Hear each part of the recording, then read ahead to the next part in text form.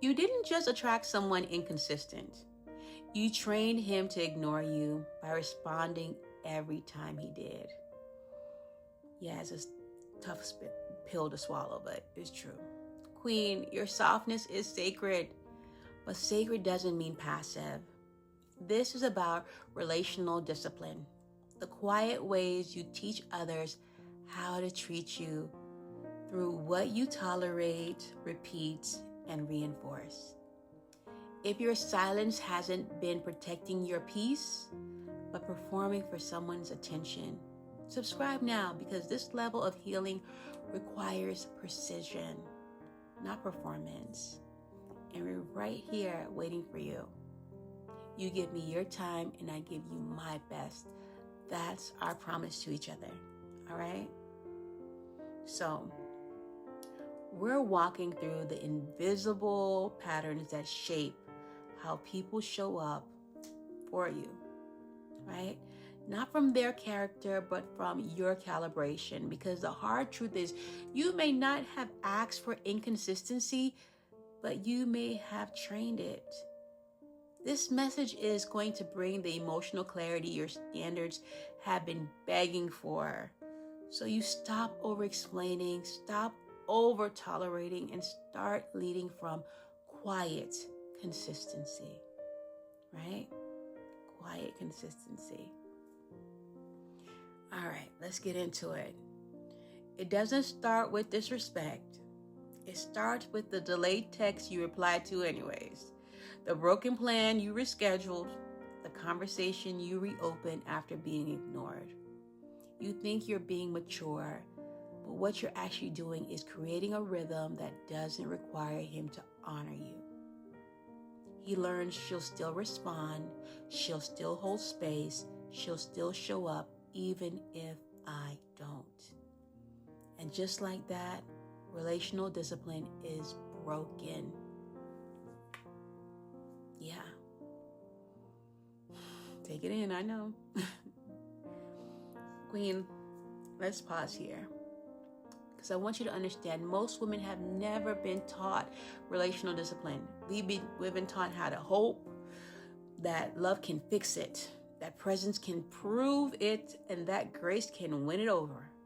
But discipline isn't cold. It's just consistency with boundaries. That's it. You're not cold for stopping access when behavior doesn't match words. You're not harsh for enforcing pauses that protect your nervous system. And you're not overreacting for leaving instead of explaining why disrespect hurts. That's not immaturity. That's emotional stewardship. And you're in control of you. Relational discipline doesn't start with him. It starts with you. Discipline means you don't abandon yourself in the presence of someone you want. It means your responses are no longer dictated by anxiety or nostalgia or unfinished emotional business. It means the version of you that used to tolerate doesn't pick up the phone anymore. You don't return to loops because someone missed you. You return to your center because you missed you. And here's the truth. If someone wants access to your softness, they need to match the discipline it takes to be in your space, period. Right? Let's walk this out in real life and what it really looks like. Relational discipline sounds like this. I don't chase clarity, I create it. If he wanted to protect my peace, I wouldn't have to explain it. Delayed consistency is still inconsistency. You're not punishing anyone.